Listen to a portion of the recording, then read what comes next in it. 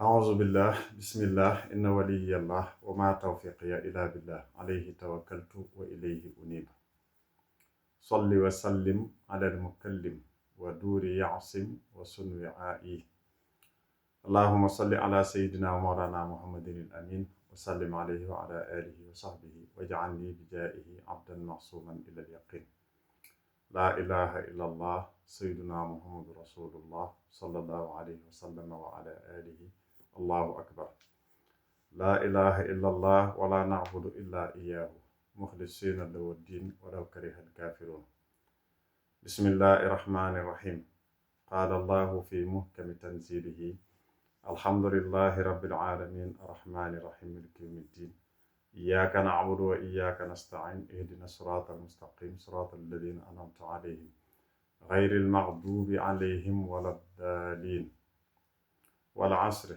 إن الإنسان لفي خسر إلا الذين آمنوا وعملوا الصالحات وتواصوا بالحق وتواصوا بالصبر رب اشرح لي صدري ويسر لي أمري واحلل عقدة من لساني يفقه قولي كتب الله لأغلبن أنا ورسلي إن الله قوي عزيز وقال العبد القديم الشيخ أحمد بامبا واجعل كلامي راشدا ومرشدا وفكرتي نور وقلبي أرشدا إني أخاطب النصارى طرا في أرضهم لمالكي مضطرا تيقنوا بأنني لله عبد خديم لرسول الله أعبده لدينه الإسلام موحدا له مع استسلامي ولتشهدوا لي بقولي معا يوما جميع العالمين جمعا ولتشهدوا لي بقولي معا يوما جميع العالمين جمعا الله ربي ظاهرا وباطنا حيث أكون راحلا أو قاطنا والمصطفى وسيلتي إليه صلى بتسليم عليه بآله وصحبه وجادلي بأحسن القطم والسهل قادلي يا من جعلتني وعاء الذكر وظرف إسلامك دون مكر. Chers voisins du monde,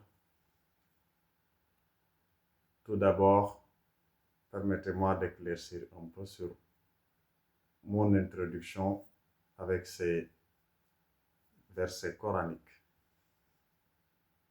et ces très jolis vers empruntés à Cheikh Ahmed Bamba, radiyallahu ta'ala anhu. Subhanahu wa ta'ala, le Seigneur, il nous a rappelé et il nous a ordonné, on peut dire, de se rappeler, de se donner de bons conseils. إن الإنسان لفي خسر إلا الذين آمنوا وعملوا الصالحات وتواصوا بالحق وتواصوا بالصبر. L'être humain est en perdition. Il fait partie donc de ce verset, la leçon qu'on peut tirer, le fait de se donner de bons conseils entre voisins, entre frères et sœurs, entre êtres humains. Donc,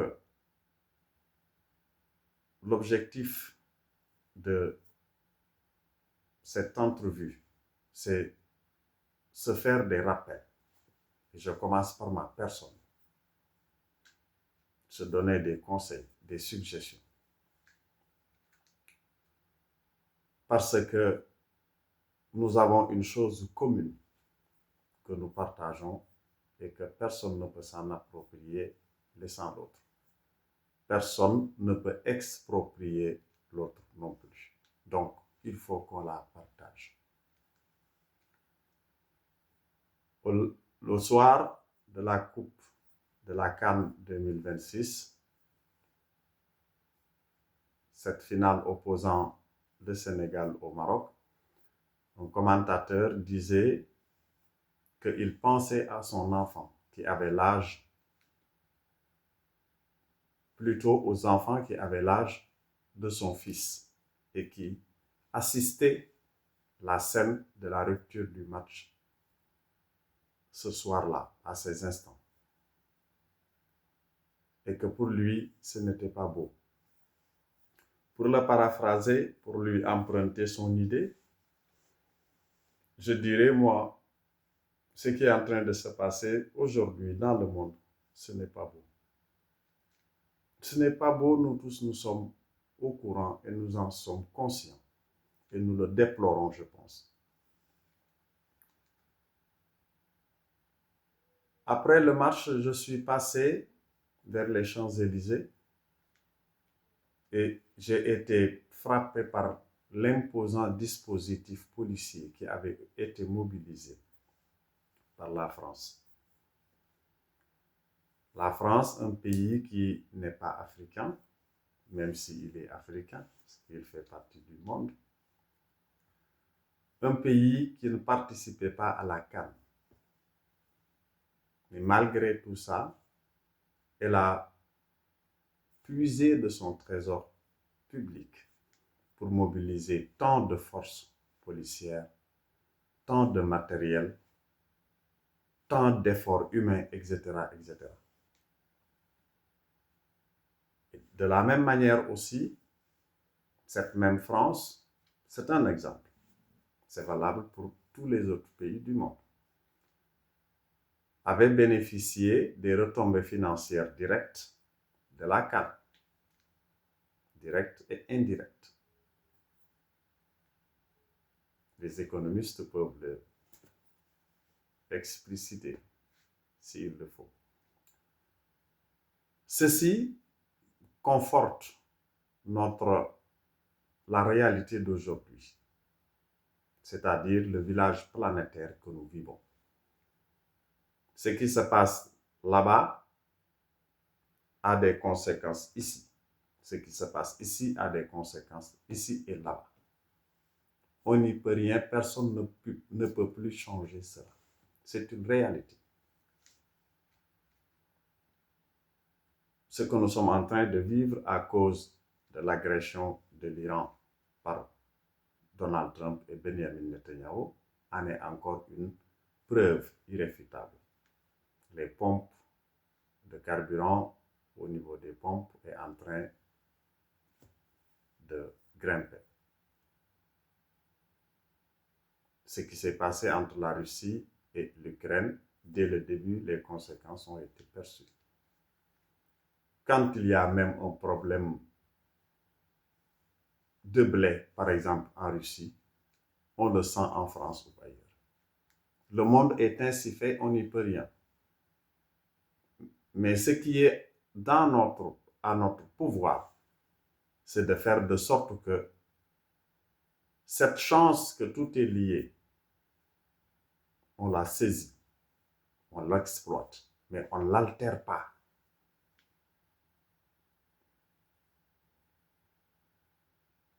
Donc, étant donné cette remarque qu'on est dans le même bateau, et que si ce bateau il chavire, nous tous nous allons chavirer, nous allons sombrer, nous allons nous noyer. Il est de notre devoir de faire de sorte que ce bateau il ne chavire pas. Parce qu'il n'y a pas deux solutions ou trois. Si le bateau il sombre, il chavire, nous tous nous mourrons. Donc la seule solution échappatoire, c'est que le bateau, on le sauve, il ne chavire pas. Et ça, c'est le rôle de chacun parmi nous. Chacun peut faire quelque chose. Donc c'est l'objectif de cette entrevue aujourd'hui. Conscient de ça, je parle. Parce que je suis un être humain qui fait partie de ce monde, qui fait partie de l'humanité. Et le prophète Mohammed sallallahu alayhi wa sallam nous avait dit Man lam yahtam bi umuril muslimin falaysa minhu. Celui qui ne se préoccupe pas des soucis ou des choses de la communauté musulmane n'en fait pas partie. Si je transpose cette sentence au niveau mondial, je dirais celui qui ne se préoccupe pas de l'humanité, du sort de l'humanité, des problèmes de l'humanité, de la vie quotidienne de l'humanité n'en fait pas partie. Et nous tous, on fait partie de l'humanité. Donc, on est obligé à se soucier de ce qui se passe.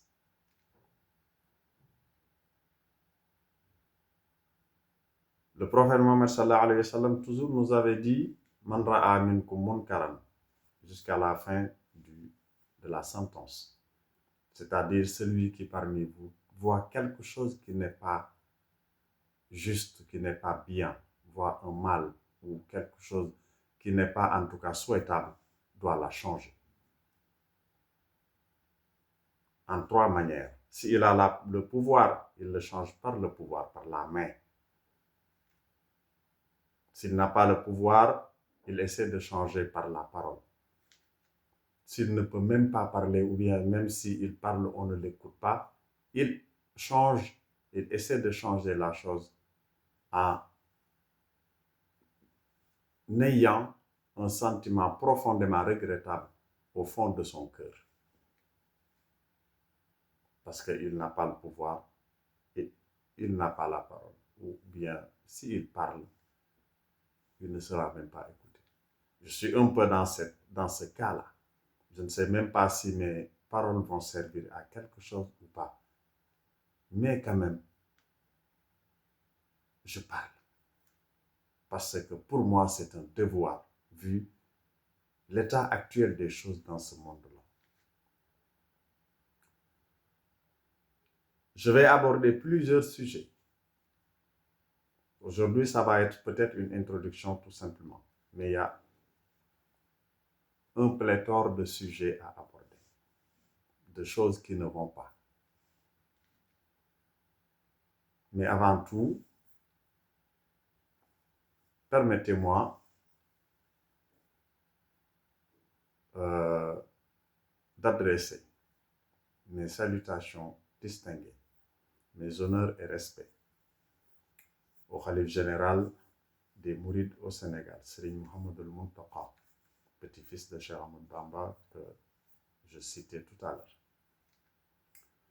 J'adresse également mes respects et honneurs à Serigne Amdi Moustapha Fall, Khalife général de Mame Cheikh Ibrahima Fall au Sénégal, ainsi qu'à tous les khalifes généraux au Sénégal, de Tivaouane, Medina Baye, Yoff, Medina Gounass, Ndiassane, Thiénaba, etc., etc., à tous les khalifes généraux du Sénégal, sans exception, et à tous les responsables religieux du Sénégal, Jama'a Ibadur Rahman, etc. J'adresse mes salutations, mes honneurs et mes respects aussi à M. André Gueye, l'archevêque de Dakar, et par ricochet à tous les chrétiens catholiques du Sénégal. Mes salutations pieuses et respectueuses sont adressées à toutes les autorités religieuses du monde, où qu'elles soient, particulièrement au pape Léon XIV, à toutes les autorités religieuses chrétiennes, juives, islamiques et autres croyances dans le monde entier, mais aussi aux autorités, aux responsables de la Confédération des cultes en France. J'adresse donc mes salutations distinguées à tous les religieux du monde, où qu'ils soient et de quel bord qu'ils soient. Catholiques, chrétiens, juifs, islam et autres croyances. J'adresse mes salutations distinguées et honneurs à son Excellence, Monsieur le Président de la République du Sénégal, Bassirou Diakhar Diomaye Faye. J'adresse mes salutations aussi au Président de l'Assemblée nationale, M. El Malik Ndiaye, et aux honorables députés. Mes salutations vont à l'endroit de M. le Premier ministre Ousmane Sonko et son gouvernement. J'adresse mes salutations distinguées et honneurs à son Excellence M. le Président de la République de France, Emmanuel Macron, à Madame la Présidente de l'Assemblée nationale, Madame Yael Braun-Pivet, et aux honorables députés. J'adresse mes salutations à messieurs, mesdames les sénateurs et sénatrices en France, à monsieur le Premier ministre Sébastien Lecornu et l'ensemble de son gouvernement et institutions et démembrements en France. J'adresse mes salutations distinguées à tous les dirigeants du monde, tous les présidents, tous les chefs de gouvernement, tous les rois et reines dans le monde entier, où qu'ils soient.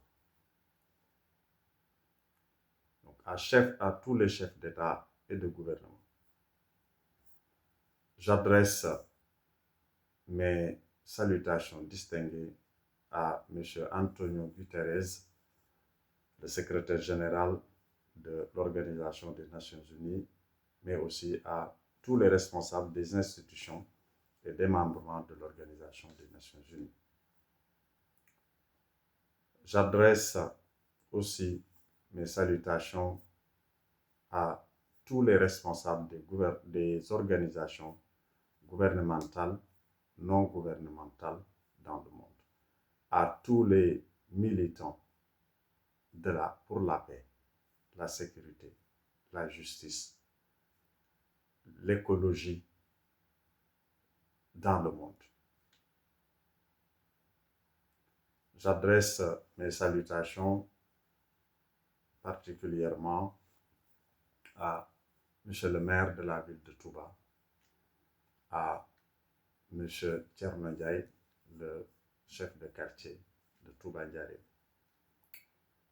J'adresse aussi mes salutations à M. le préfet du département dans lequel je suis en France, Seine-et-Marne, et à Madame la maire de ma ville qui est nouvellement élue, à qui je souhaite une très bonne réussite dans sa mission noble de maire de notre ville.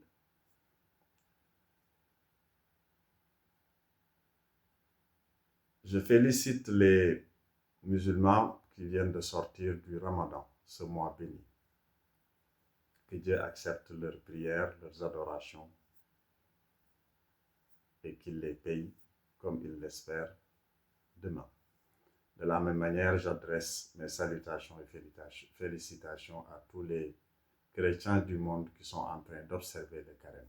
Je leur souhaite un très bon carême et qu'ils le finissent dans la paix, la sécurité, la justice sociale et qu'ils fêtent Pâques avec nous dans la convivialité et que Dieu accepte leurs adorations et prières.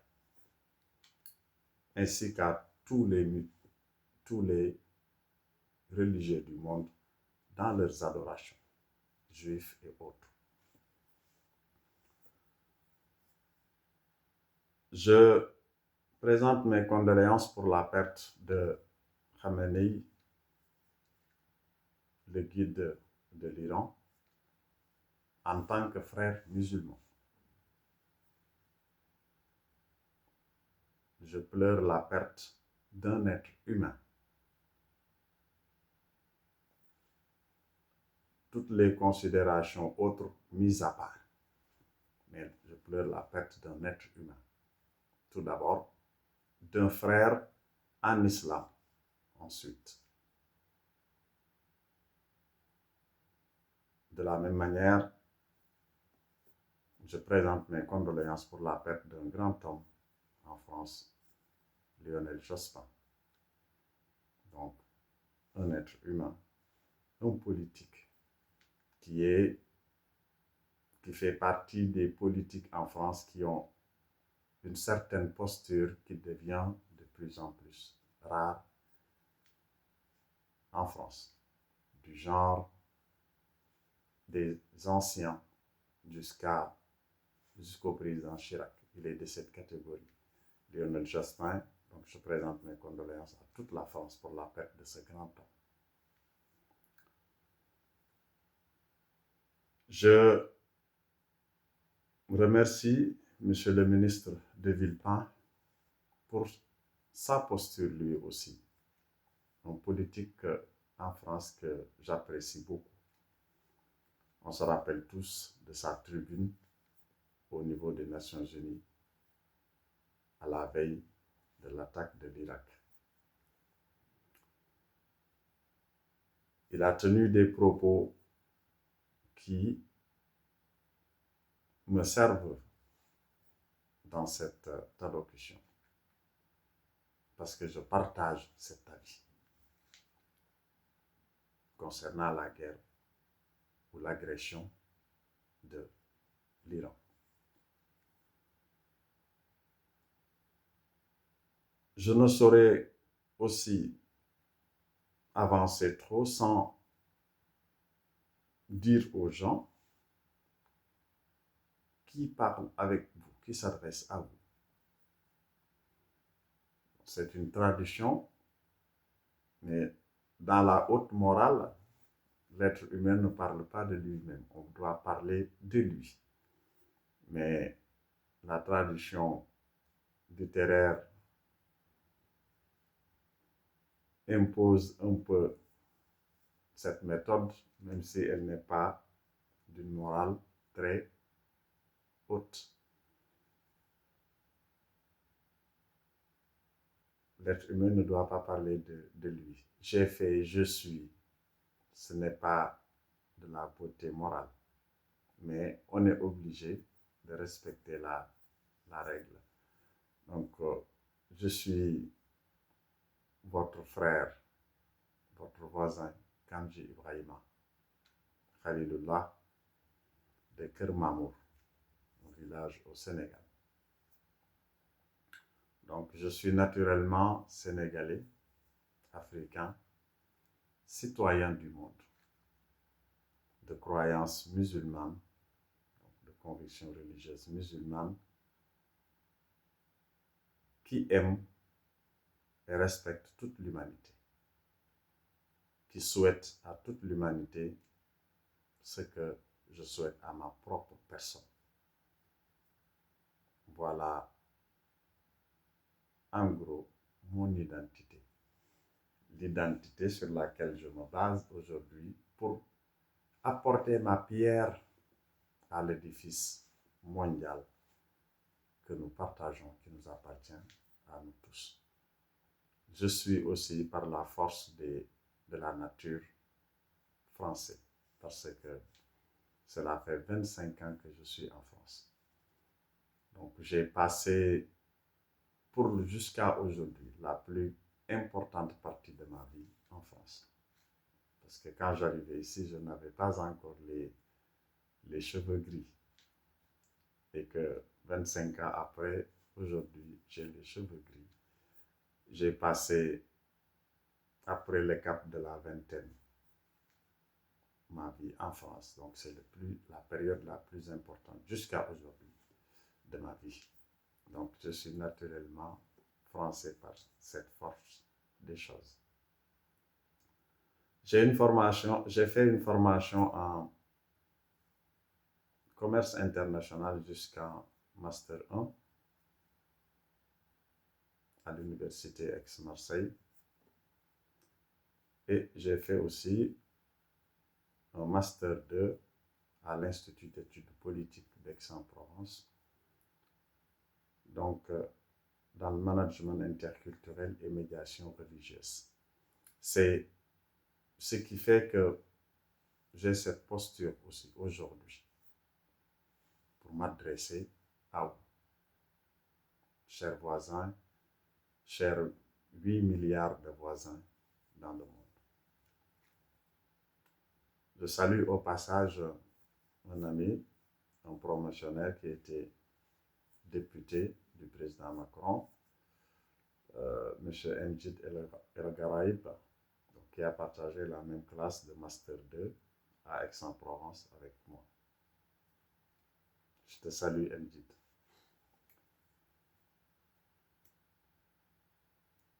En France, j'ai participé à la réception des otages, des 10 otages français en 2008, derrière Madame la secrétaire d'État aux droits de l'homme, Madame Ramayad, après des réunions au niveau du ministère des Affaires étrangères avec la cellule de crise.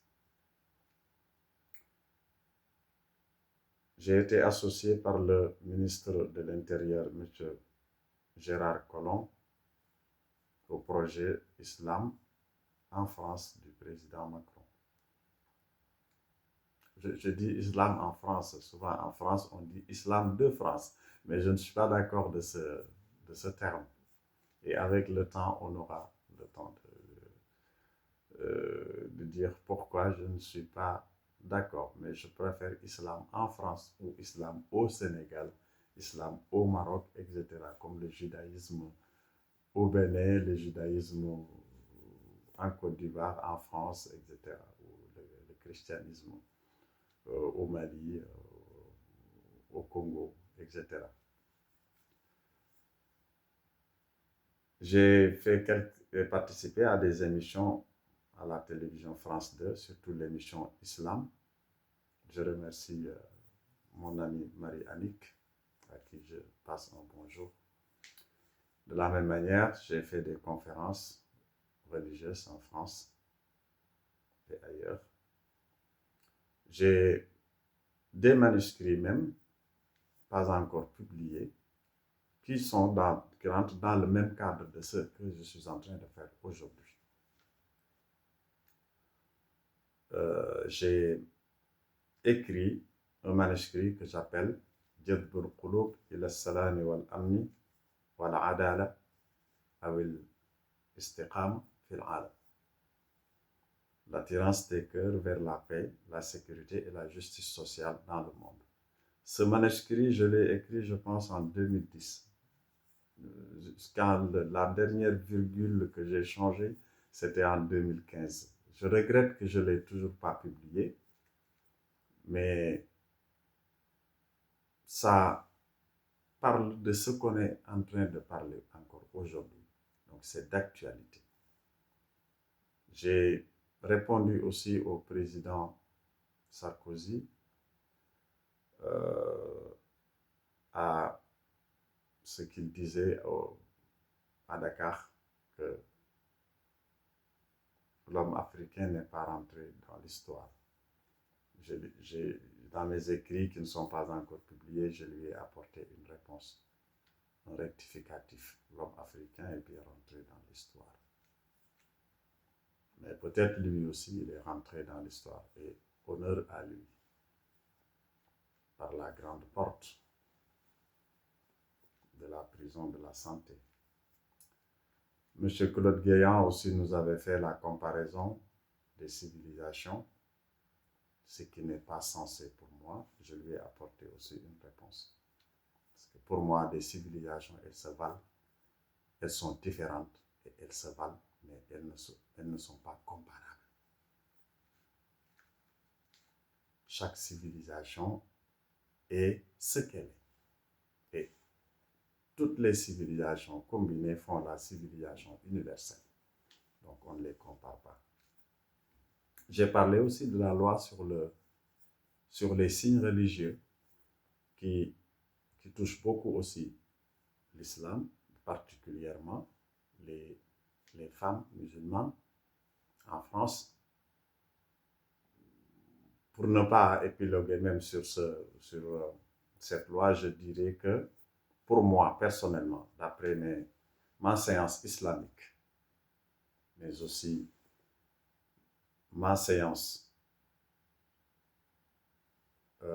universitaire et des lois en France, je connais bien la France. Ça fait 25 ans que je suis là, j'ai appris à connaître le pays et les lois et les fondements, les principes de ce pays. Donc, pour moi, me basant sur tout ça, cette loi, elle est même anticonstitutionnelle. Je l'ai écrit, je l'ai défendu, je ne l'ai pas encore publié, mais si messieurs, mesdames les sénateurs ou messieurs, mesdames les députés voulaient m'entendre à ce sujet, cela me ferait plaisir pour prouver que cette loi, pour moi bien sûr, elle est anticonstitutionnelle. Elle ne respecte pas la Constitution française. Tout simplement parce qu'elle enfreint, elle touche quelque chose qu'elle ne doit pas toucher, c'est-à-dire l'obligation d'appliquer son culte, l'obligation d'observer les ordres de son culte. Et ce n'est pas n'importe quelle obligation. Ce n'est pas une obligation prophétique ou une obligation d'un savant ou je ne sais pas quoi. C'est une obligation coranique. Et le monsieur Jospin, que je pleure encore, avait mis en garde l'État. Je l'avais cité dans le courrier que j'avais adressé à son Excellence le président Macron quand il venait d'être président. Courrier dans lequel je lui avais parlé beaucoup de choses, dont ce que Lionel Jospin avait dit, que, bref, l'État ne doit pas fixer ce qui est, par exemple, licite ou illicite dans une religion. Et de la même manière, les religions ne doivent pas fixer ce qui est légal ou pas légal pour un État laïque. Cette interprétation et cette compréhension de la laïcité, elle est louable. Elle est d'une hauteur, elle est d'une grandeur. Mais en aucun cas, un État laïque ne peut pas dire ça c'est halal, par exemple, pour l'islam, ça c'est haram, ou ça c'est licite pour un chrétien ou pas licite pour un chrétien. Non. L'État doit demander les religions. C'est les religions qui lui disent ce qui est licite ou ce qui ne l'est pas, ce qui est obligatoire, ce qui ne l'est pas. Et l'État maintenant met un cadre pour l'application, pour permettre les gens de vivre leur religion. Mais il ne doit pas entraver l'application d'une obligation à un croyant ou à une croyante. Donc, on peut discuter, on peut revenir sur ça avec le temps. Si l'État le souhaite, je suis à la disposition de l'État. Parce que pour moi, c'est une loi anticonstitutionnelle qu'il faut revoir.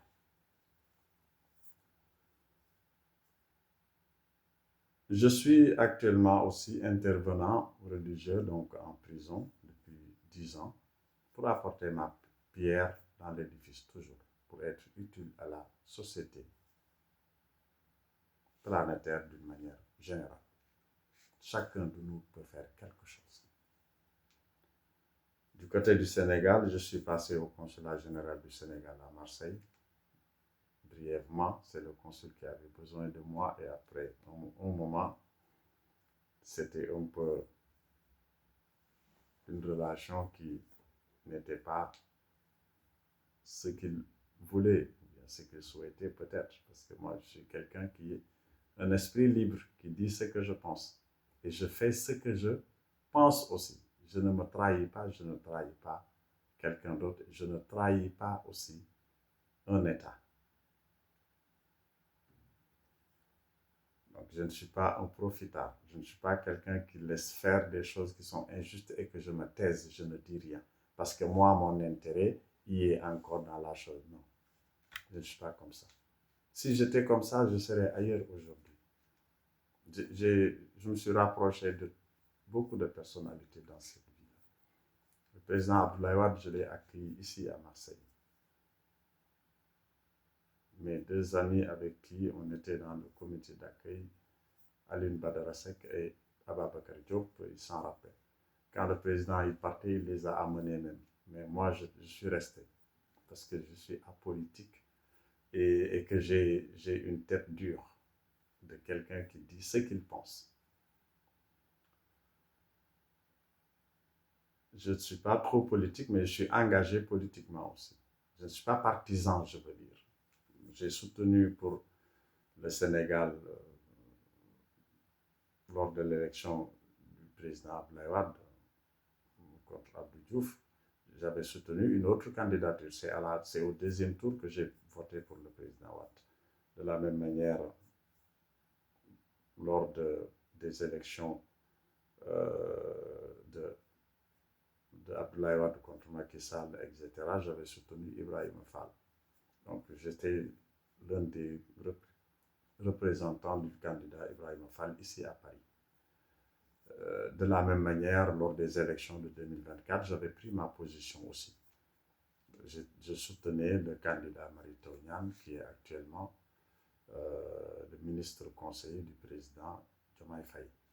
Donc, j'ai toujours milité, j'ai fait mon choix librement et j'ai défendu mon choix, j'ai soutenu la personne. Maintenant, après le reste, c'est le reste. Et les autorités sénégalaises me connaissent aussi, celles qui sont ici ou au Sénégal. Tous les consuls qui sont passés à Marseille me connaissent. Quand j'y étais, j'étais en contact direct avec eux.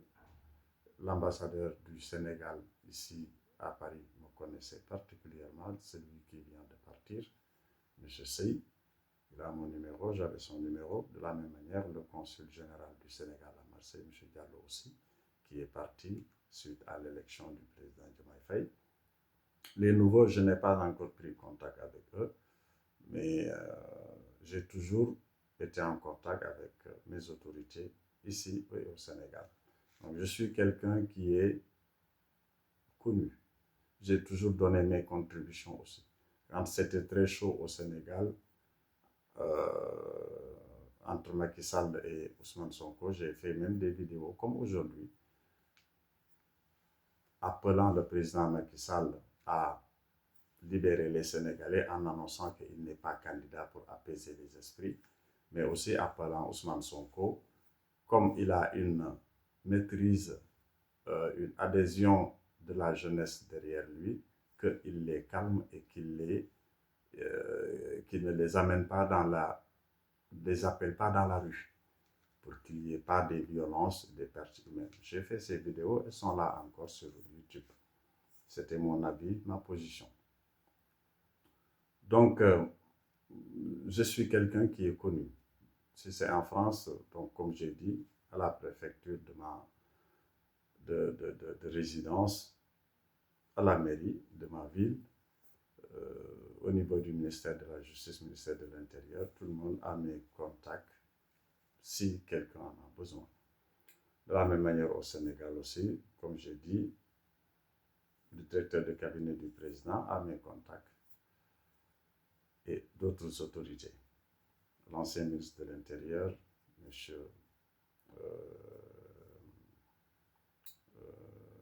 Monsieur Ndiaye, je m'excuse le Djolof de chercher le prénom. Donc, qui était sous Macky Sall, le premier ministre, le ministre de l'Intérieur. Donc, et d'autres personnalités et d'autres connaissances. Donc, je suis à la disposition de l'humanité pour être utile, apporter ma pierre face à ce qui se passe aujourd'hui dans ce monde-là. Les problèmes que nous vivons. Pour remédier aux problèmes, pour changer. Comme l'a dit le président, le ministre Villepin, l'Occident a mené une politique qui a échoué depuis plus de 20 ans. Il a cité l'attaque de l'Iran, de l'Irak, la Libye, etc., etc. Aujourd'hui, l'Iran, le Venezuela de M. Trump, la menace sur Groenland, etc., etc. Ça, je partage cet avis de cette politique occidentale qui a échoué pendant des années, mais qu'on ne change pas, on ne recule pas, on ne revient pas en arrière. Et aujourd'hui, cette politique a atteint son paroxysme d'échec, mais son paroxysme aussi des conséquences négatives pour l'humanité, avec M. Donald Trump. Et à côté de lui, Benjamin Netanyahu. Donc l'objectif de cette vidéo, c'est de parler des actions de Donald Trump qu'il faut pour moi combattre. Pas dans la violence, parce que nous avons l'horreur de la violence. La violence, c'est l'arme des faibles. S'il appelle l'humanité vers la violence, on ne va pas le répondre dans ce terrain. Mais quand même, on peut avoir des idées. Il peut y avoir des actions basées sur la paix, la justice, la sécurité, la raison surtout, parce que nous sommes des humains. Le terrain dans lequel veut nous amener Donald Trump, c'est le terrain, un peu pour moi, de l'animal, c'est-à-dire la vie dans la jungle, la loi du plus fort. Si je suis plus fort économiquement ou militairement ou autre, je peux asservir l'autre, je peux le dominer. Mais on ne va pas le rejoindre dans ce terrain-là. Parce que nous sommes des êtres humains, nous ne sommes pas des animaux. La loi de la jungle, elle est propre aux animaux qui n'ont pas de raison. Nous, les êtres humains, nous avons la raison. C'est ce qui nous différencie des animaux. Donc, no, Monsieur le Président. No, Mr. Trump. Nous ne retournons pas l'humanité à des millions, à des milliers d'années. Non, on refuse. On va faire avancer l'humanité, mais on ne recule pas l'humanité. Donc, je voudrais parler avec vous de M. Trump et de ses actions qui sont néfastes aujourd'hui pour l'humanité. Donc, actions qu'il faut combattre, mais pas la personne, parce que c'est un être humain qui fait partie de l'humanité, un élément de l'humanité, qui a les mêmes droits, les mêmes devoirs et les mêmes obligations que tout le monde, que même le bébé qui vient de naître. Donc, on n'est pas ici pour des questions personnelles, mais pour l'intérêt supérieur de l'humanité. Donc, on n'attaque personne, on ne fait pas opposition à personne, mais on fait opposition à des actions, des postures qui sont dangereuses pour l'humanité. Et les actions de Donald Trump, à se dire la vérité, elles ne sont pas belles et elles sont dangereuses pour l'humanité. Donc il faut combattre ces actions-là pour faire revenir la personne dans les rangs de la civilisation universelle, pour faire avancer la civilisation, pour faire avancer l'humanité dans le bon sens. C'est comme ça que je vois les choses. Donc c'est une personne à qui il faut montrer une opposition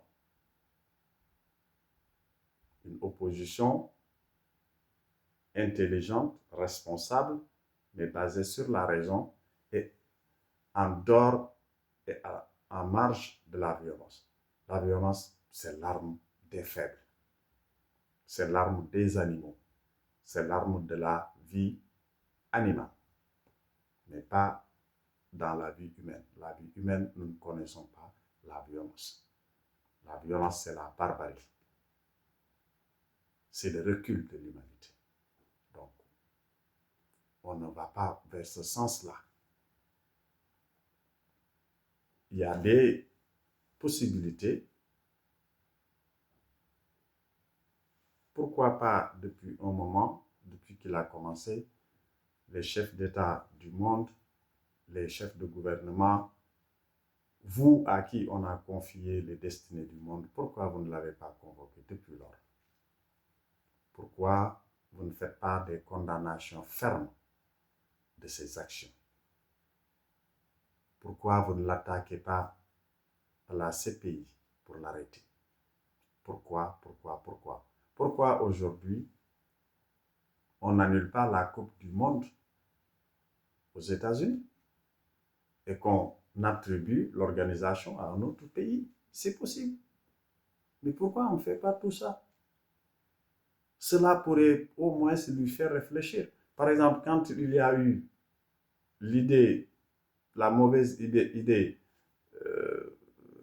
sur le Groenland, ben, quand même, les Européens, vous vous êtes levés. Et il a reculé, vous avez vu. Mais pourquoi vous ne faites pas la même chose face à son agression en Iran, à l'Iran? L'Iran fait partie de l'humanité quand même. Les personnes qui sont là-bas font partie de l'humanité. Leur vie, elle a la même valeur que la vie de Donald Trump. La vie d'un Iranien a la même valeur que la vie de tout être humain, où qu'il soit sur Terre. Donc pourquoi nous les laissons agresser injustement par quelqu'un? Ce ne sont pas les États-Unis qui agressent. Ce ne sont pas les Américains. Les Américains, ils sont comme moi. Il y en a des gens qui sont imbus de valeurs, qui ont plus de valeurs que moi-même peut-être, qui sont des gens qui aspirent à la démocratie, à la justice, à la paix, à la sécurité. Donc les Américains n'ont rien à voir avec ce qui se passe. Ce qui se passe, c'est Donald Trump et les quelques personnes qui sont derrière lui, avec lui, dont Benjamin Netanyahu aussi. Donc ce sont ces gens-là qu'il faut arrêter. Ce sont ces gens à qui il faut dire stop, par des actions qui vont les faire reculer. Ce qui se passe au Proche-Orient aussi, c'est pareil. C'est de l'agression de la part de Benjamin Netanyahu, pas de la part de l'Israël en tant que pays, mais de la part de Benjamin Netanyahu qui est au pouvoir, donc qui fait ce qu'il veut aussi. Parmi les Israéliens, il y en a des gens de valeur, de haute morale, comme dans tout pays du monde. Donc il ne faut pas faire d'amalgame entre les pouvoirs, les États et celui qui est au pouvoir et la population. Ma conscience et ma conviction, moi, est que l'être humain est naturellement bon. Et nous tous, nous sommes des êtres humains, nous sommes égaux. Nous avons les mêmes valeurs morales universelles. S'il y a parmi nous des gens qui ont des pouvoirs et qui font ce qu'ils veulent, ça n'engage que eux. Mais ça n'engage pas le peuple de son pays. Les actions de Benjamin Netanyahu n'engagent pas tous les Israéliens. Les actions de Donald Trump n'engagent pas tous les Américains. Les actions de Diomaye Faye n'engagent pas tous les Sénégalais. Certes, ils sont nos élus, mais ils ne nous représentent pas parfois quand ils font des mauvaises actions. Même si on ne peut pas aussi se dédouaner à 100%, parce que c'est nous qui leur avons donné le pouvoir. Donc, comprenez ma logique, que on doit faire quelque chose face à ces choses qui se passent, qui sont injustes et injustifiables. Donald Trump est en train de divaguer. Aujourd'hui, il nous dit A, demain, il nous dit B. Le lendemain, il nous dit C. Il n'a rien de clair dans sa tête. Donc, il fait les choses à l'aveuglette comme ça. Donc, ce n'est pas quelqu'un qu'on doit suivre. Et c'est dommage que quelqu'un qui est comme ça soit le président des États-Unis. Parce que quand même, le président des États-Unis, qu'on le veut ou qu'on ne le veut pas, il pèse au niveau mondial. Donc, ça aurait été bien que quand les Américains ils choisissent un président, ils choisissent vraiment quelqu'un qui est à la hauteur. Mais pas quelqu'un comme Donald Trump. Il nous a montré qu'il n'est pas à la hauteur.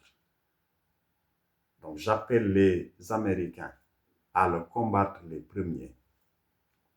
Le combattre en lui disant non et retenir sa main. D'arrêter l'attaque des autres pays injustifiés. Monsieur Maduro, l'Iran l'année dernière, l'Iran cette année, les problèmes politiques internes au niveau des États-Unis, chers Américains, je vous dis, dites-lui non. Dites-lui non. Pour votre image et pour l'image de votre pays, pour l'image de l'Américain dans le monde entier, vous ne devez pas accepter que Donald Trump ternisse votre image. De la même manière, l'humanité ne doit pas accepter aussi que Donald Trump ternisse l'image de l'humanité. Et que la leçon qu'il donne à la jeunesse d'aujourd'hui et à la postérité, c'est une mauvaise leçon. Quand tu es plus fort, tu peux asservir l'autre, tu peux dominer l'autre. Ces idées impérialistes, néocoloniales qu'il a, il faut qu'on les combatte pour qu'ils arrêtent, pour l'intérêt de l'humanité tout entière. Parce que les conséquences des actions du président de la République des États-Unis, qu'on le veut ou qu'on ne le veut pas, nous touchent tous. Nous touchent tous. Toute la population de l'humanité est touchée. Donc, nous devons combattre ces mauvaises actions, ces mauvaises orientations. C'est ce à quoi j'appelle l'humanité. Et chacun a possibilité de faire quelque chose ou de dire quelque chose ou d'avoir une posture. Mais je n'arrête pas de le répéter, dans la paix, la sécurité, la justice sociale, en utilisant la science. On ne combat pas par les armes. Et je déplore que tous les pays aujourd'hui veulent faire la course aux armements. C'est honteux. C'est honteux même. Parce que c'est une régression. C'est un recul immense. L'être humain ne doit pas s'orienter dans ce sens-là. Ça, c'est l'animalerie.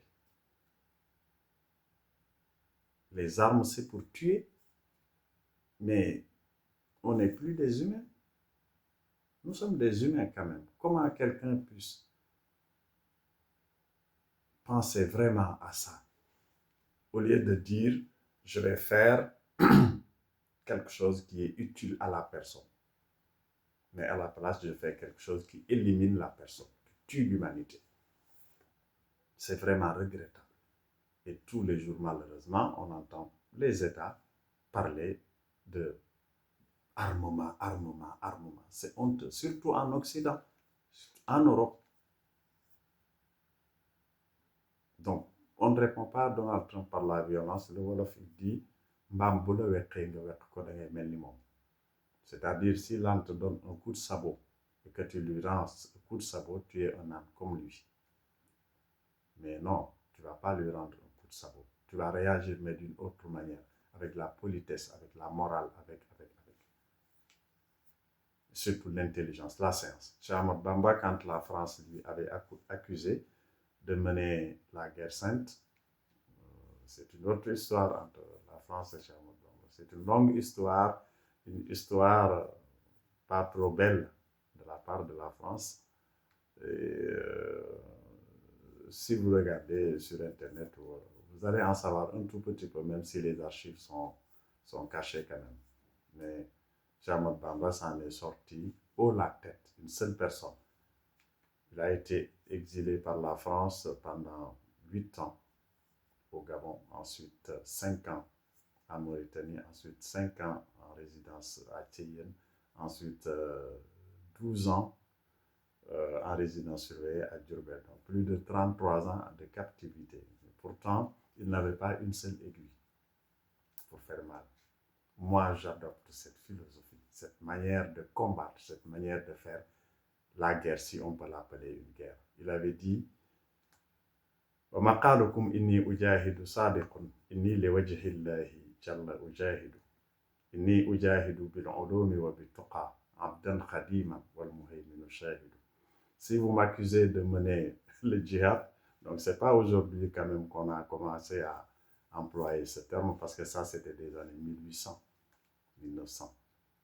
Si vous m'accusez de mener le djihad, je vous dis oui, je mène le djihad. Mais je mène le djihad pour la face du Seigneur. Mais je mène le djihad, ma guerre, par la crainte de Dieu et en utilisant la science. Par les sciences, et la crainte de Dieu. Et le Seigneur qui régente toutes les choses est témoin. Moi, c'est cette forme de protestation, c'est cette forme de guerre, c'est cette forme d'opposition que que je préfère sur les armes. Parce qu'aujourd'hui, Cheikh Ahmadou Bamba est rappelé à Dieu depuis 1927. Mais quand même, ces millions de vers, ces milliers de livres sillonnent le monde entier. Jusqu'aux Nations Unies, même je pense au siège de l'ONU, il y a un tableau qui commémore le départ en exil de Cheikh Ahmadou Bamba, ce départ en exil de 1895. Donc c'est quelqu'un qui a triomphé. Pourtant, il n'avait pas une aiguille, il n'a été suivi même par une seule personne. Il était seul. Et toutes les tentatives de la France contre lui, c'était des tentatives d'élimination physique. Bon, c'est de l'histoire que je parle, hein. C'est pas l'objectif de cette entrevue, mais ça en fait partie parce que c'est une référence chez Ahmadou Bamba qu'il faut suivre, il faut imiter dans sa logique et dans sa manière de faire aujourd'hui. Donc la violence, non. On refuse la violence.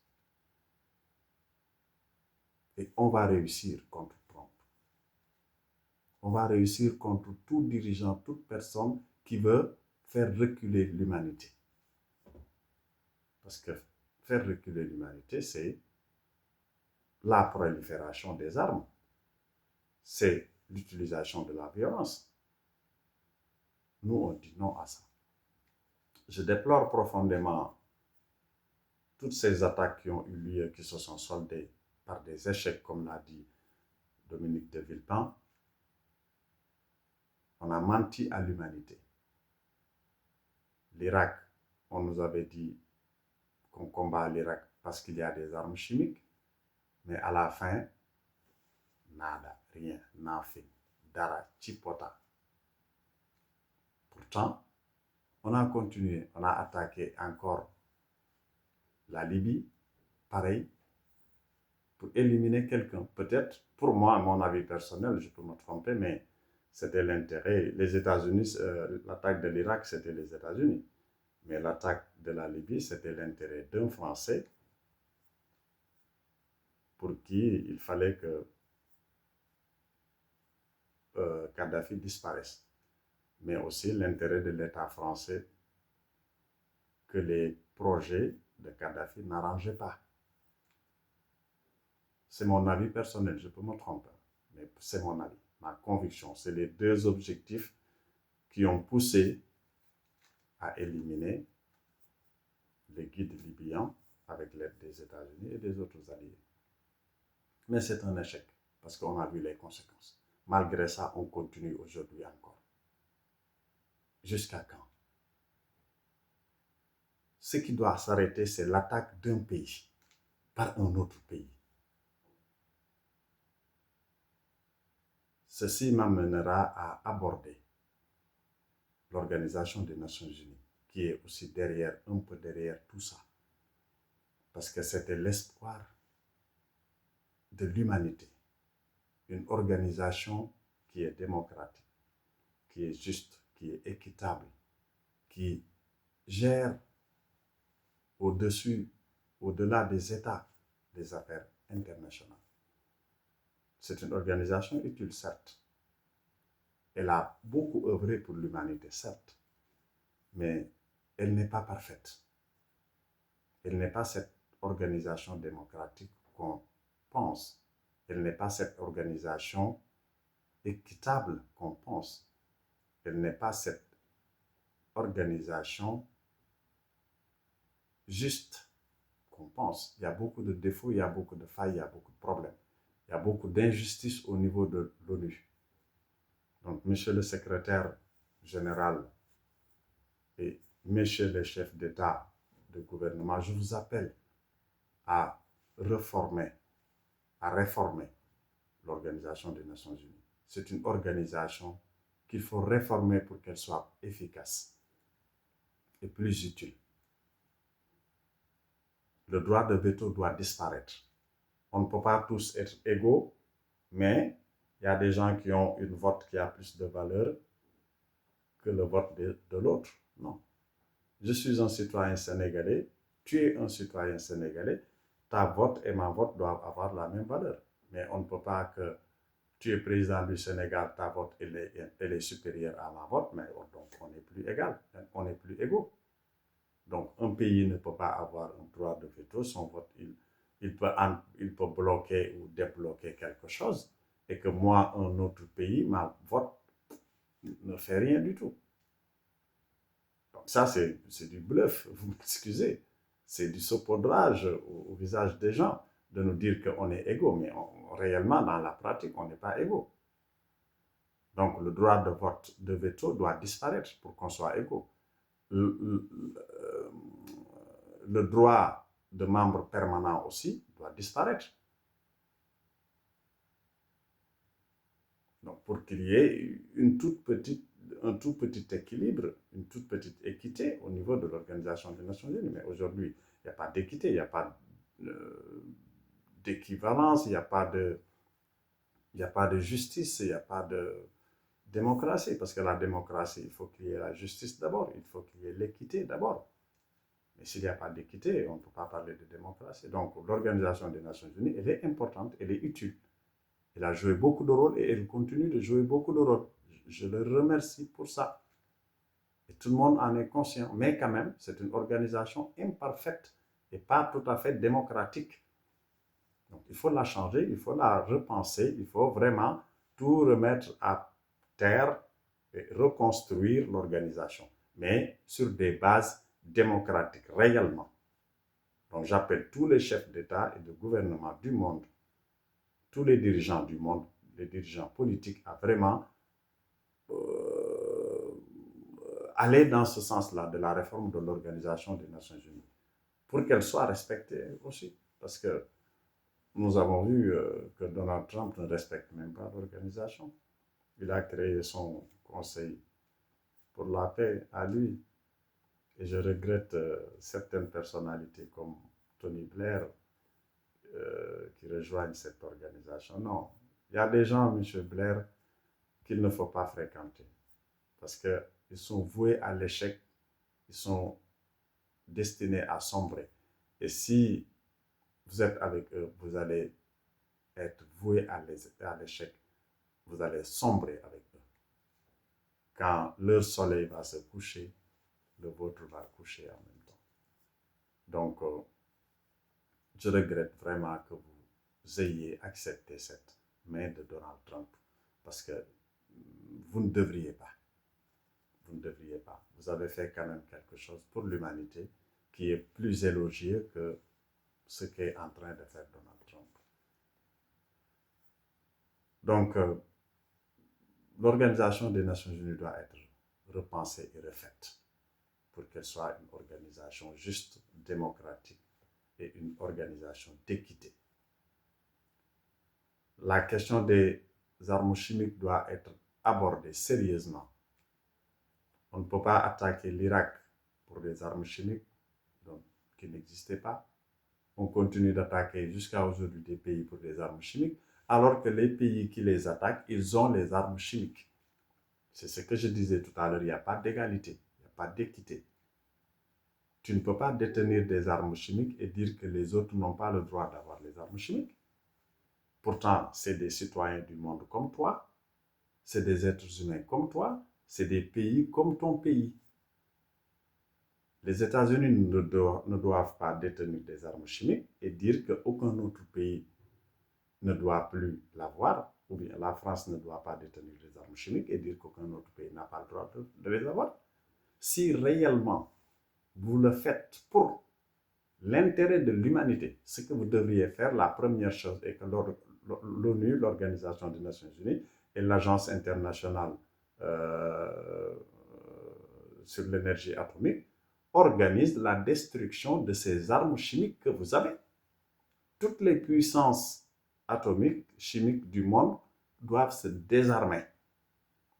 Une fois maintenant que c'est fait, on vote au niveau de l'Organisation des Nations Unies une loi qui interdit à toute propension ou à toute orientation vers un armement chimique. Dans ce cas-là, tout le monde serait d'accord que Vous êtes là pour l'intérêt de l'humanité. Mais non, là, vous n'êtes pas là pour l'intérêt de l'humanité.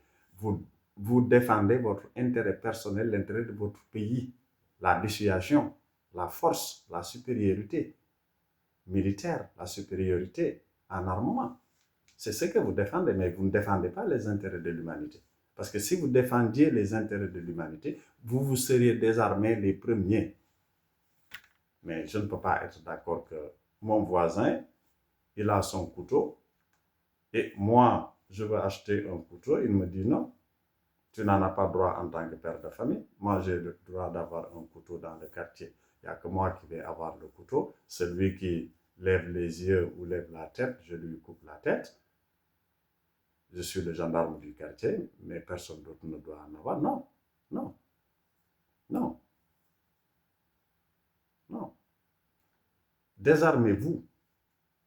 Mais au lieu de vous désarmer, vous êtes en train de vous armer encore davantage. Parce que c'est l'appel de Donald Trump lors du sommet de l'OTAN. C'est aussi ce qu'a dit le président Macron.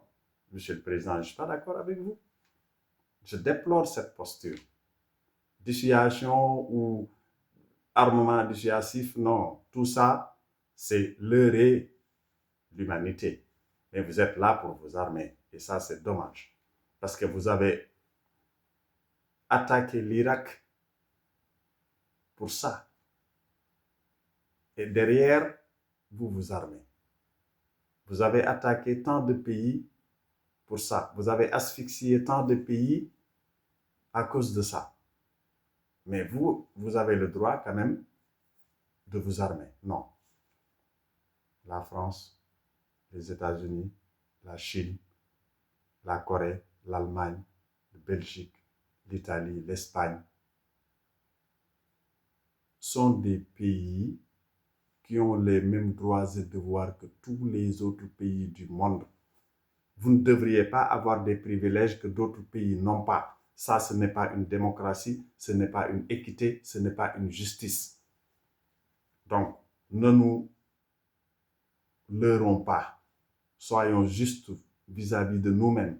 Soyons justes vis-à-vis du reste de l'humanité. Vous, les dirigeants du monde, vous croyez qu'en fait, les gens, ils ne voient pas ce que vous faites, vos manipulations, tout ce que vous faites. Vous croyez que la population que vous dirigez, vraiment, c'est des moutons, ils ne voient rien, quoi, en fait. Mais détrompez-vous. On voit tout ce que vous faites. On sait tout ce que vous faites, toutes les manipulations que vous faites. Donc, il faut arrêter sincèrement.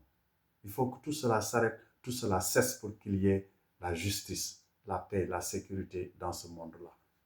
Sinon, vous êtes les responsables.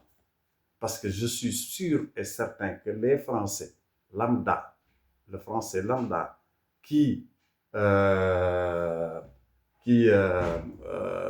sait, qui est au courant de ce qui se passe, je suis sûr et certain que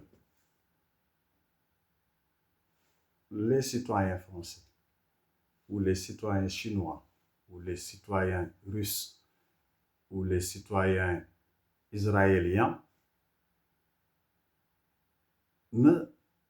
s'ils savent exactement ce qui se passe, ils ne seraient pas d'accord tout à fait avec les dirigeants. Je ne pense pas qu'un Français puisse avoir la conception que, oui, notre pays doit avoir l'arme chimique. Attaquer un autre pays qui va avoir l'arme chimique pour qu'il ne l'ait pas. Non, je ne pense pas que les Français réfléchissent ou voient de cette manière. Je ne pense pas qu'un Russe puisse voir de cette manière. Ça, c'est la décision de l'État, des dirigeants politiques. Et les dirigeants politiques, ils ne sont pas majoritaires dans le monde. C'est la population dirigée qui est majoritaire. Il y a un tout petit poignet de politiques qui dirigent ce monde-là. Et ce sont eux qui ont ces convictions ou ces manières de faire. Mais ça ne veut pas dire que les millions de personnes qu'ils dirigent sont de cet avis, de cette manière de faire. Donc il faut faire la distinction des choses aussi. Moi, je ne peux pas concevoir que un citoyen, n'importe lequel, américain, sénégalais, vénézuélien, de Chypre, de Madagascar ou de je ne sais pas où, puisse penser que lui, il a le droit à ça et qu'un autre citoyen ou bien son pays a droit à ça, mais qu'un autre pays ou un autre citoyen du monde n'en a pas le droit. Non, je ne pense pas. Nous qui sommes dirigés, nous avons encore des valeurs. Les dirigeants, malheureusement, le pouvoir, l'argent, les intérêts personnels, etc., font que, malheureusement, la morale diminue. Mais il est temps que vous vous ressaisissiez, que vous sachiez que vous, les dirigeants du monde, vous n'êtes pas les meilleurs. Ce n'est pas parce que vous êtes les meilleurs que vous êtes les dirigeants. C'est parce que vous avez levé la main, vous avez demandé les suffrages de vos populations. Et elles vous ont donné pouvoir. Mais ce n'est pas parce que vous êtes les meilleurs. Et ces populations vous ont tout donné. Vous êtes logés, nourris, blanchis. Quand on est président, on ne dépense rien du tout. Quand on est ministre, on a toutes les faveurs du monde. Quand on est président de l'Assemblée, quand on est PDG, quand on est, et on ne fait pas le boulot pour lequel on occupe ses fonctions. C'est regrettable. S'il vous plaît, arrêtez de mettre le monde dans la mauvaise passe. Il est temps que vous arrêtiez, que vous regardez le rétroviseur derrière vous. Ces populations vulnérables qui sont derrière vous. On critique le passé, on critique les anciens, parce qu'on est moderne aujourd'hui. La gouvernance mondiale, elle est moderne, mais pourtant, la gouvernance ancienne, elle avait parfois beaucoup de points positifs, plus que la gouvernance d'aujourd'hui. Qui parmi vous, les présidents ou les ministres ou les députés, se dit je ne vais pas dormir avant que je sillonne les rues de ma ville même ou de mon quartier pour voir les gens qui sont dirigés, la population dirigée. Est-ce qu'ils dorment? Est-ce qu'ils sont en paix? Est-ce qu'ils sont en sécurité? Qui parmi vous le fait? Le président Diomaye Faye, est-ce que vous le faites? Est-ce que vous sillonnez les rues de Dakar pour regarder si les Dakarois ils sont dans la paix?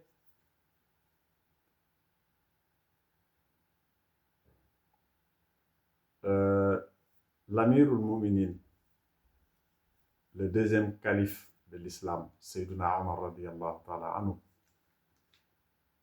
il dormait à même la terre, il se couchait à terre.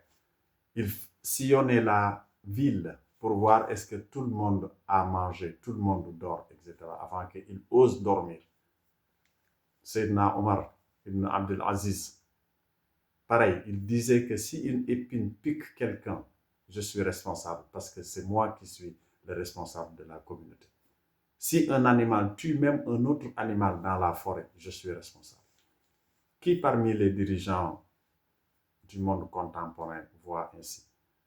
Si c'est les salaires, vous fixez vos salaires plus haut. Le plus que c'est haut, le plus que vous prenez. Si c'est les privilèges, vous fixez d'abord vos privilèges avant de penser à la population, à la basse population, à la population lambda. Mais tout ça, on sait quand même. Mais on laisse passer. Mais quand même, donc, ayez un peu de pudeur à nous regarder et surtout, n'aggravez pas en nous créant des conflits. Si vous prenez tous les privilèges, si vous êtes blanchi, si vous avez tout ce que vous avez en tant que dirigeant du monde, mais ça suffit quand même. Mais ne nous en rajoutez pas, nous.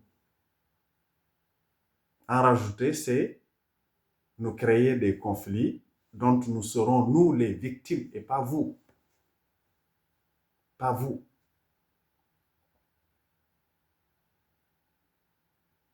Pas vous. Donc, s'il vous plaît, il faut arrêter ces conflits. L'Ukraine, Proche-Orient, l'agression de l'Irak de l'Iran aujourd'hui, et j'en passe, il faut nous arrêter ça. C'est à vous qu'on a donné, qu'on a confié nos pouvoirs.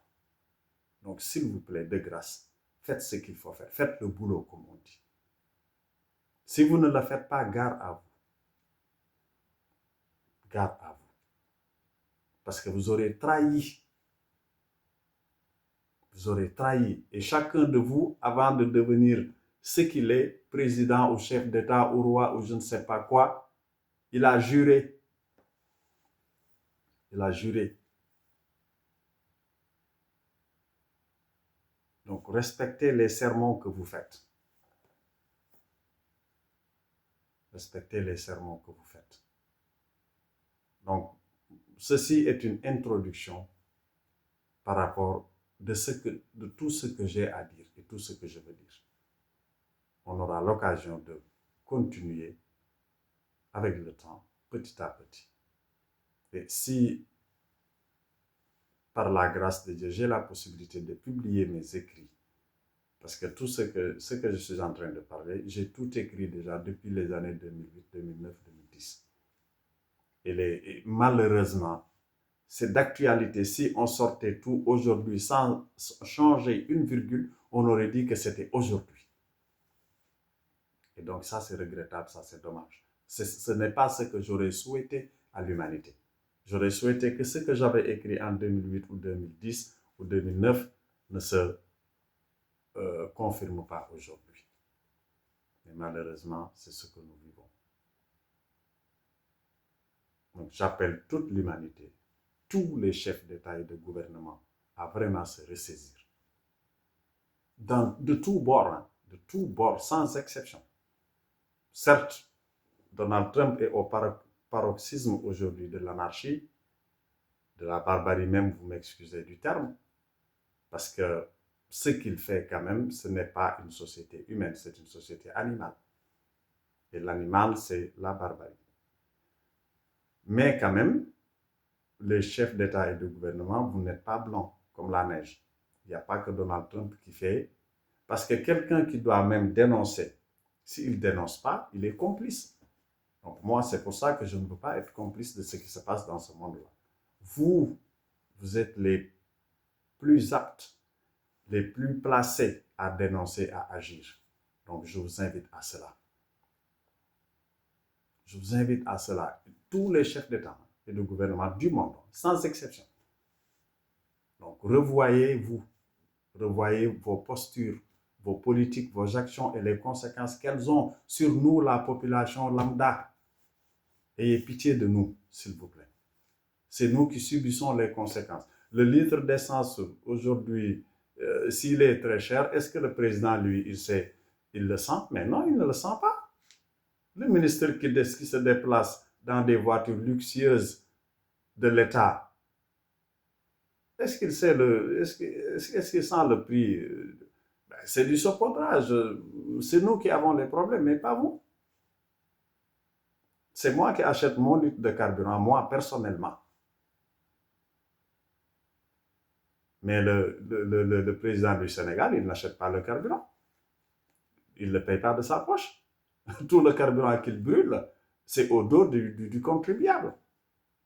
Le président, le président de Pakistan, le président de Bangladesh, le président de la Chine, le président de Corée, de Russie, de la France, du Mali, voilà. Vous ne sortez pas de vos poches. C'est nous qui sortons de nos poches, nous. Donc, ayez pitié de nous. Ne nous en rajoutez pas des problèmes. Donc, retrouvez-vous, s'il vous plaît, d'urgence au niveau des Nations Unies. Et réglez-nous ces problèmes, ces guerres. Mais aussi, je déplore les considérations partisanes, les idées de patriotisme d'État. Non. Non, ça, je ne suis pas d'accord. Je donne un exemple. Quand il y a une guerre quelque part, le Mali va dire, par exemple, ah, il y a un ressortissant malien qui est là-bas, est-ce qu'il est en paix ou il n'est pas en paix? La France va dire, ah, il y a 2 otages français ou il y a un Français ou une Française. Là-bas, est-ce qu'il est en paix ou elle est en paix? Je suis d'accord qu'on doit protéger son citoyen. Mais et les autres qui sont là-bas, qui habitent là-bas, qui sont des êtres humains comme ce Français ou comme ce Sénégalais ou comme ce Mauritanien, mais ils ne sont pas des êtres humains, bien sûr. Et leur vie a la même valeur que la vie de ce citoyen-là dont vous vous préoccupiez. Et malheureusement, tous les jours, c'est ce qu'on entend dans les médias, surtout en Occident. Quand il y a moindre problème, le seul souci pour eux, c'est leurs citoyens. Ils ne pensent pas aux gens qui sont en train d'être massacrés là-bas. Mais la seule chose qui les intéresse, c'est leurs citoyens. S'il y en a 1 ou 2 ou 3 ou 4, ils ne se soucient que de ces gens-là. Comment faire pour les extraire là-bas? Certes, c'est une obligation. Mais si je fais les efforts et je mets les moyens pour les extraire, de la même manière, je dois faire les efforts et mettre les moyens pour faire arrêter ce feu-là, pour faire arrêter ce problème pour lequel je fais extraire mes citoyens. Parce que si je ne l'arrête pas, c'est un feu qui brûle, il peut arriver chez moi. Et ce n'est pas intelligent de faire comme le voisin qui voit la case du voisin brûler et il dit, je me barricade avec de la paille, avec des arbres, des feuilles d'arbres ou je ne sais pas, des branches pour me sauver du feu de chez le voisin. Au lieu d'aller aider le voisin à éteindre le feu, il se barricade avec de la paille et du bois. Mais qu'est-ce qui va se passer? À un moment donné, les étincelles vont tomber sur sa paille et sur ses branches d'arbres et sa maison aussi va brûler. C'est exactement ce qui est en train de se passer. Quand Donald Trump avait attaqué l'Iran en 2025, mais l'Europe, vous n'aviez rien fait. Eh bien, les braises ont sauté et ont visé le Groenland. À ce moment-là, vous avez réagi quand même. Hein? Vous vous êtes levé. Hein? Et pourquoi, quand il a attaqué l'Iran, et vous savez très bien que c'est injuste, mais vous ne dites rien, vous ne faites rien, vous dites, bon, c'est l'Iran, c'est pas grave. Ça, cette conception du monde-là, moi, je la partage pas et je ne suis pas d'accord. Mettons tout le monde au même pied d'égalité. Si on voit un Tchadien souffrir quelque part, moi, le Sénégalais, je dois sentir que c'est moi qui souffre. Parce que c'est un être humain comme moi. Si je n'ai pas cette conception, c'est presque que je ne suis pas un être humain. Mais un être humain qui peut voir un autre être humain souffrir sans se sentir en train de souffrir, il n'est pas un être humain. Le Coran nous avait dit que celui où toutes les saints, ou toutes les religions même ont cette conception, celui qui élimine une vie, c'est comme s'il a éliminé toute l'humanité. Donc Donald Trump, aujourd'hui, on peut le considérer comme quelqu'un qui a éliminé toute l'humanité. Parce que on ne montre pas ce qu'il est en train de tuer, lui et Benjamin Netanyahu. Mais ils sont en train de tuer des milliers de personnes, voire des millions. Qui sait? Qui sait? Donc, on ne peut pas partager cette conception partisane de défendre ma patrie, mon pays, et laisser les autres crever, ou même parfois les exploiter, les asservir, etc., etc. Et tout ça, on l'a dans notre assiette mondiale. Donc, il y a 1 million de choses à dire. Il faut que, on ne peut pas tout dire aujourd'hui. Il faut que les choses, qu'on rectifie les tirs, sincèrement, pour qu'il y ait la paix, la justice et la sécurité dans ce monde-là. Sinon, ça va aller de pire en pire et nous tous, nous allons sentir et vivre les conséquences. Donc, je vous en prie, vous les dirigeants des pays, des États, les rois, les reines, les présidents, les chefs de gouvernement, s'il vous plaît, faites le boulot. Faites le boulot. La population mondiale est en train de souffrir. Et les leçons que Trump veut donner à la postérité et à l'humanité actuelle, il faut qu'on dise non. Non. Nous n'allons pas reculer, devenir une société animale. Non. On va avancer. La civilisation va avancer. La morale humaine va avancer. Elle ne doit pas reculer. Je m'excuse si j'ai été long, mais je ne suis même pas long par rapport à tout ce que j'ai à dire et tout ce que je veux dire. Et tout ce que tout le monde veut dire, nous le savons, nous tous. Ce que je suis en train de dire, tout le monde le sait. Tout le monde le sait, tout le monde le vit. Donc faisons chacun ce qu'on peut pour rectifier le tir. Là, les chefs d'État, de gouvernement, les dirigeants du monde, faites ce que vous devez faire. La population qui est dirigée, elle fait ce qu'elle doit faire. Et si chacun fait ce qu'il doit faire, les choses vont aller dans le bon sens et ce sera un lendemain meilleur pour toute l'humanité. Ne réservons pas les condamnations ou les attaques à certains et pas à d'autres. Par exemple, si un autre président avait dit il faut qu'on récupère l'argent qu'on a injecté dans la guerre en Ukraine, je pense que ce serait la catastrophe au niveau européen, au niveau occidental. Tous les chefs d'État se seraient levés et condamnés. Pourtant, Donald Trump l'a dit, personne n'a condamné. Donald Trump a invité l'OTAN à mettre 5% de leur PIB de chaque pays dans l'armement, personne n'a rien dit. Si c'était un chef d'État africain ou ailleurs qui avait dit ça, on aurait peut-être même essayé de l'amener à la CPI pour des propos, faire de l'argent dans la guerre. Ce qu'il est en train de faire Donald Trump, si un autre chef d'État africain l'avait fait, on aurait rasé son pays et on l'aurait tué, on l'aurait amené à la CPI. Pourtant, lui, il est en train de balader, de faire ce qu'il veut, de vivre ce qu'il veut. Donc, il faut que cette justice-là, qui est injuste, elle s'arrête.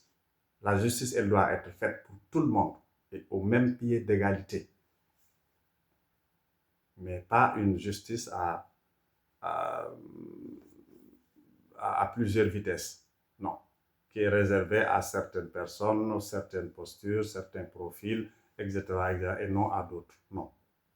Ce n'est pas une justice. Je m'excuse encore d'avoir été trop long, mais c'est une introduction. Je vais continuer mes entretiens avec l'humanité. Si Dieu me donne encore la vie et la santé pour pouvoir le faire. Une chose est sûre et certaine, ce que je veux à toute l'humanité, c'est ce que je veux à moi-même, ce que je souhaite à ma personne, c'est ce que je souhaite à toute l'humanité, sans exception. Sans exception et sans différence, une différence, sans aucune différence. Donc, je vous en prie, chers dirigeants, revoyez vos postures et vos politiques. Pensez aux gens que vous dirigez, qui sont même parfois en train de dormir sur des cartons, à quelques mètres, à quelques kilomètres de vos palais. Si on va sur les Champs-Élysées, on voit des gens dormir à même le sol. Pourtant, c'est l'avenue de l'extravagance financière. Des voitures, des palais de voitures de luxe, etc. On va à New York, à Washington, en plein centre de Russie, de Chine, etc. C'est pareil. Mais les chefs d'État, de gouvernement, les ministres, etc., ils ne sont pas au courant de tout ça. Ils ne vivent pas ça, ils ne connaissent même pas ça. Donc pensez que à ces gens-là, ils sont des êtres humains comme vous. Faites le travail pour lequel vous êtes à la tête des États. Et que ce monde-là, il ira mieux. Et sans complicité, sans distinction, si Donald Trump a tort, que tout le monde lui dise qu'il a tort. Et que tout le monde fasse des actions, comme vous avez fait des actions pour le Groenland, vous avez vu que ça a marché. Mais faites les mêmes actions pour lui enlever la coupe du monde. Faites les mêmes actions pour arrêter ses attaques contre les pays et ses idées néocolonialistes, etc. L'Organisation des Nations Unies doit aussi agir. Il est temps qu'elle agisse parce que sinon elle n'a plus de crédibilité. Donc je vous en prie, je m'excuse encore si j'ai été long, mais c'est les enjeux, c'est le souhait que j'ai pour l'humanité qui en vaut la peine. Je vais parler d'une autre chose aussi qui est d'une actualité, c'est la CAN et tous les soubresauts, tout ce qui s'est passé après le foot sur le terrain, ce qui s'est passé maintenant, ou ce qui se passe actuellement au niveau du foot qui est en train de se produire au niveau des tribunaux. Je vais faire une autre vidéo ou une autre allocution en tout cas par rapport à ça. Parce que ce n'est pas beau comme l'avait dit le commentateur et que c'est encore plus vilain ce qui s'est passé après. Donc, on en parle même. On en parle même. Mon avis est que le foot, le sport, c'est pour raffermir des relations, c'est pour le corps humain, c'est pour des choses positives. De plus, après le primordial, c'est-à-dire la vie, la paix, la sécurité, la justice, etc. C'est un plus. Ce plus-là, il ne doit pas en arriver à créer des problèmes, à remettre en cause des choses primordiales. Et malheureusement, c'est ce qui est en train de se passer avec cette Coupe d'Afrique-là, ce trophée attribué au Sénégal et que le Maroc veut reprendre ou n'est pas d'accord. Ce n'est pas beau pour le foot africain, ce n'est pas beau de la part des deux États, en tant qu'État, en tant qu'institution. Mon avis est que les deux chefs d'État devaient avoir un esprit de dépassement et de hauteur, mais surtout du côté de la royauté au Maroc. Son Excellence, le roi du Maroc, pour moi personnellement, il pouvait éteindre le feu depuis le début, en appelant à la raison ses troupes, en donnant ordre qu'on oublie. C'est le sport, c'est le foot. On se prépare pour une autre coupe. Point. S'il avait fait ça, il n'y aurait pas de problème. Il n'y aurait pas de lendemain. Il n'y aurait pas d'après la coupe. Mais après le terrain aujourd'hui, ce qui est en train de se passer, pour moi, ce n'est pas joli, ce n'est pas beau. Mais les deux responsables principaux, c'est le président du Sénégal et le roi du Maroc. Et vous avez la responsabilité historique face à l'histoire, face à la postérité, face à l'ancienneté, aux anciens, face au futur, face au présent. La relation Sénégal-Maroc, c'est une relation qui vous dépasse, qui date bien avant vos naissances, vous tous les deux. Donc, vous ne devez pas participer ou laisser se produire des problèmes. Vous ne devriez pas y prendre part, mais vous ne devriez pas les laisser se produire. Arrêtez-nous ce problème de la coupe.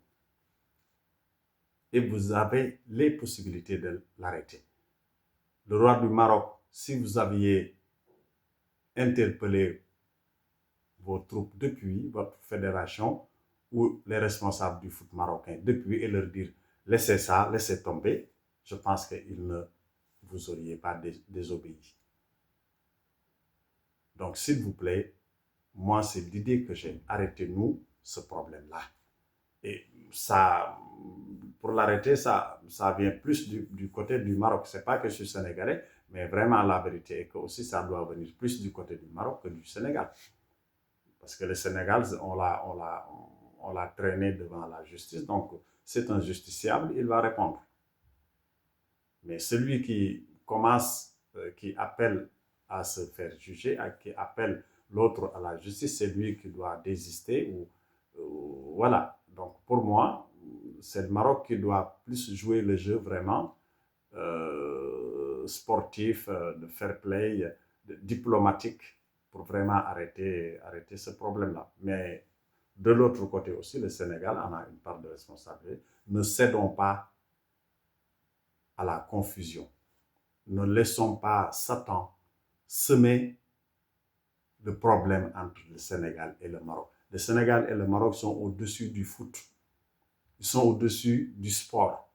Leur relation amicale, religieuse, historiques, etc., sont au-dessus du football mondial même, à plus forte raison le football africain. Donc, ne vous laissez pas entraîner par des institutions footballistiques qui sèment des problèmes entre les deux pays. Non, refusez, s'il vous plaît. Et on a espoir quand vous deux, en tant que roi du Maroc et président du Sénégal, s'il vous plaît, faites le nécessaire. Arrêtez-nous ce problème-là. Ce n'est pas un honneur pour le Maroc, ce n'est pas un honneur pour le Sénégal, ce n'est pas un honneur pour le foot africain, ce n'est pas un honneur pour l'Afrique même. Donc arrêtez-nous ce problème-là, cette histoire, rapidement, le plus rapidement possible, s'il vous plaît. Pensez aux ancêtres qui ont fait les relations Maroc-Sénégal, qui sont des relations très poussées. Vous le savez mieux que moi. Le peuple marocain et le peuple sénégalais, c'est des peuples amis. Donc nous, la population, par contre, ne nous laissons pas abuser par Satan et par des pouvoirs sportifs ou autres, ou toute autre chose, en tout cas. Refusons. Le Sénégalais est l'ami du Marocain, le Marocain est l'ami du Sénégalais. Il y a plusieurs mariages entre Sénégalais et Marocains. Donc refusons ce problème-là. Cette coupe, ce n'est rien du tout. En plus forte raison, nous sommes en majorité musulmane, que ce soit au Maroc ou au Sénégal. Donc on a quand même une conception du sport et de la coupe, etc., qui n'est pas la même conception qu'en Occident.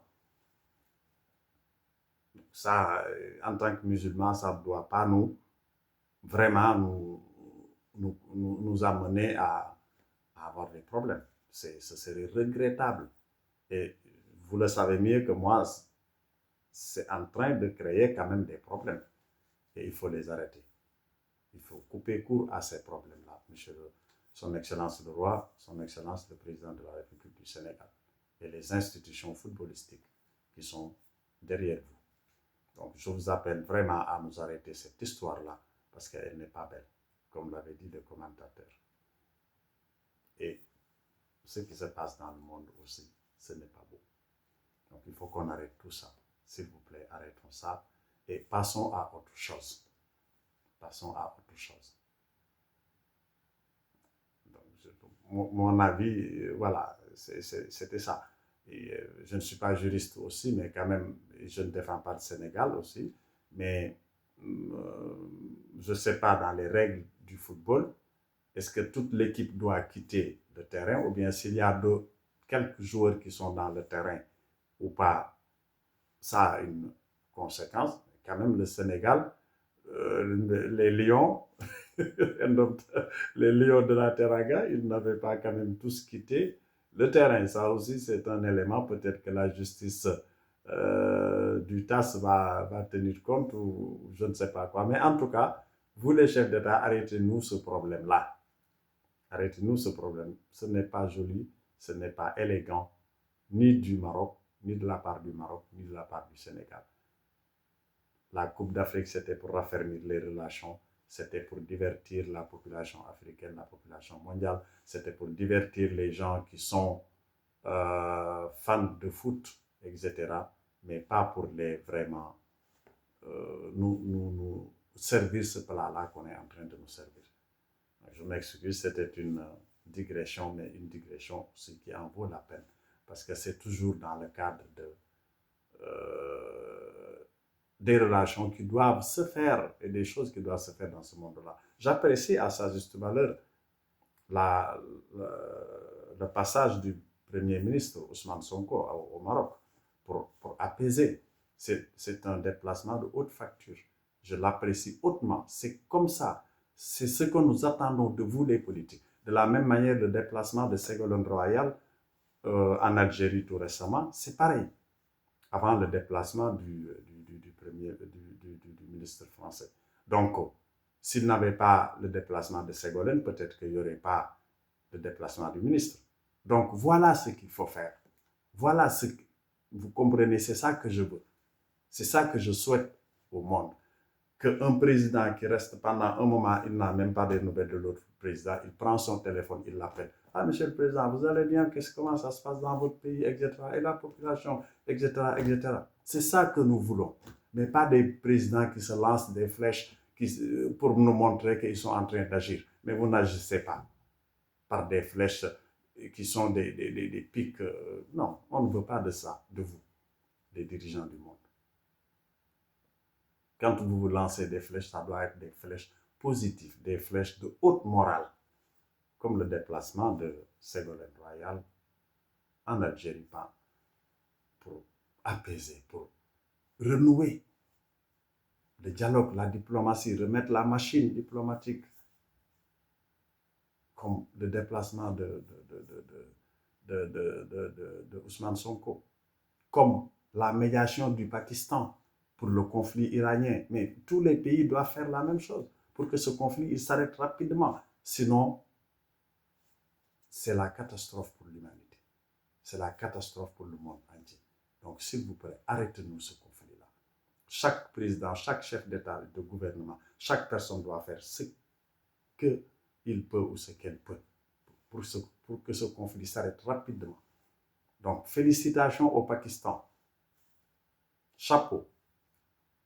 Votre posture est meilleure que la posture des gens qui se défendent eux-mêmes ou qui sont en train de se barricader pour que les braises n'arrivent pas dans leur baraque. Alors que, bien sûr, les braises, non seulement elles vont arriver dans la baraque, mais elles vont brûler la baraque. Aujourd'hui, nous tous, nous payons le carburant plus cher. Donc, la baraque a déjà brûlé.